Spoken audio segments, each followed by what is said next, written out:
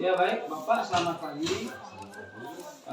Hari ini ada yang perlu saya sampaikan, ada yang perlu saya wawancara dengan Bapak terkait dengan kebutuhan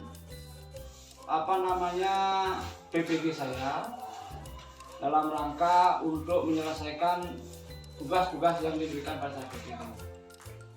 Di sini Bapak selaku pakar sebagai ketua KKG Kecamatan Meluyo. Di sini saya mohon untuk Bapak bisa memberikan masukan kepada saya.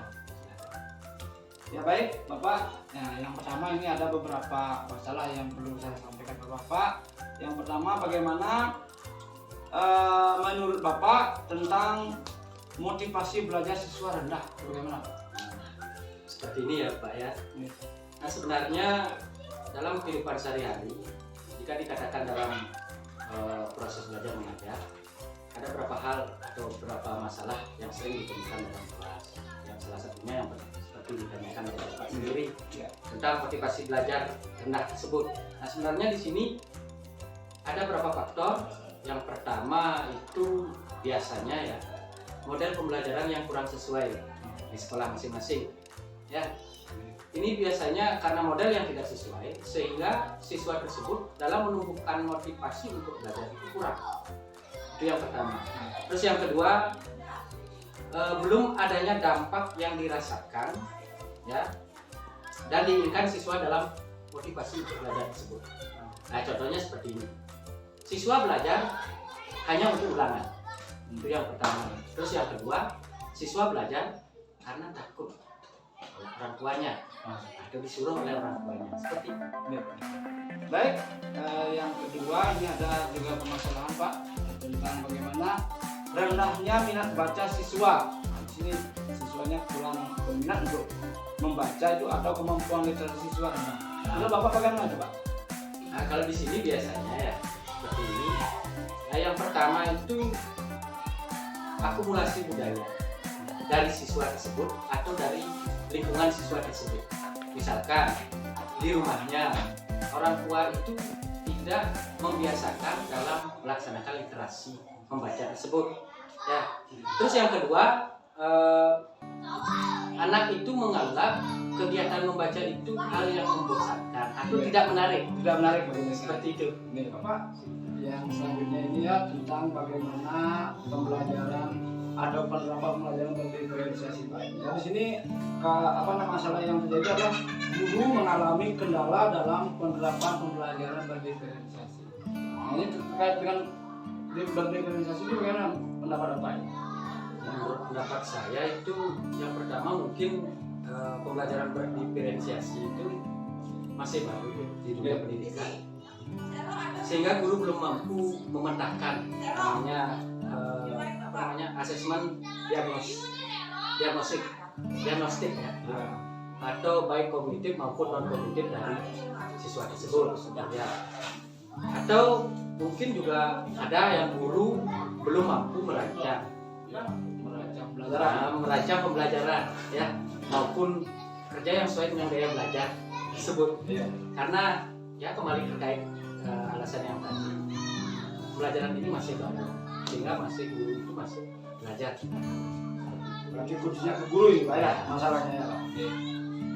Ya yang selanjutnya Bapak ini tentang hubungan antara orang tua dan guru. Ya, orang tua wali murid maksudnya.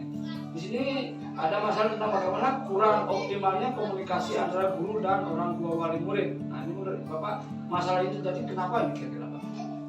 Nah, kalau menurut saya masalah itu yang terjadi di sekolah ini ya.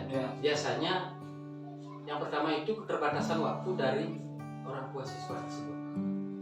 Ya, tidak sempat. Nah, orang tuanya sibuk kerja sehingga pada saat kita rencananya melakukan rapat dengan orang tuanya tidak sempat ke sekolah. Seperti itu. Terus yang kedua, orang tuanya biasanya belum memahami peranan sesuai dengan tercantum dalam pusat pendidikan. Seperti itu. Contohnya sekolah atau keluarga dengan masyarakat. Hubungan sekolah dengan keluarga dan masyarakat itu masih gimana ya? Masih ada jarak. Ya, belum padu ya. Belum padu. Padahal dalam pendidikan tidak akan maju karena dari lingkungan sekolah tersebut kan seperti itu. Iya.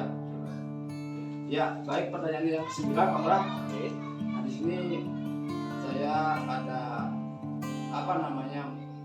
problem ya. Nah, di sini kalau saya lihat itu adalah masalah yang saya perlu diidentifikasi, yaitu terjadinya miskonsepsi dalam proses pembelajaran. Itu menurut Bapak bagaimana? Kalau masalah miskonsepsi biasanya itu terjadi ya, guru itu cara mengajarnya kurang tepat dengan peserta didik. Terus yang kedua biasanya itu tingkat kemampuan peserta didik itu beda-beda, sehingga terjadilah hal seperti ini. Iya, berarti tingkat kemampuan menerima pelajaran itu Pak ya. Nah, tingkat kemampuan menerima pelajaran siswa itu tidak sama. Seperti itu biasanya. Iya. Yang terakhir Pak, Oke. ini yang terakhir yang nomor 10, guru belum maksimal dalam memanfaatkan teknologi. Nah, sini bagaimana tanggapan Bapak masalah yang sering timbul karena guru belum maksimal dalam pemanfaatan teknologi? Ya. Menurut saya sih yang pertama itu mungkin sarana dan Sarana prasarana ya, di sekolah, Iya. apalagi di SD seperti itu. Ya. Ya.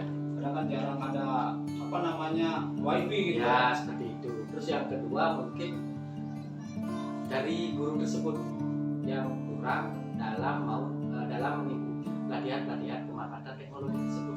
Gurunya kurang kreatif Ya, Pak, kurang kreatif intinya seperti itu. Ya. Ya. Oke. Ya, demikian saja yang saya sampaikan Bapak. Ada semua yang sampaikan Bapak itu sangat bermanfaat bagi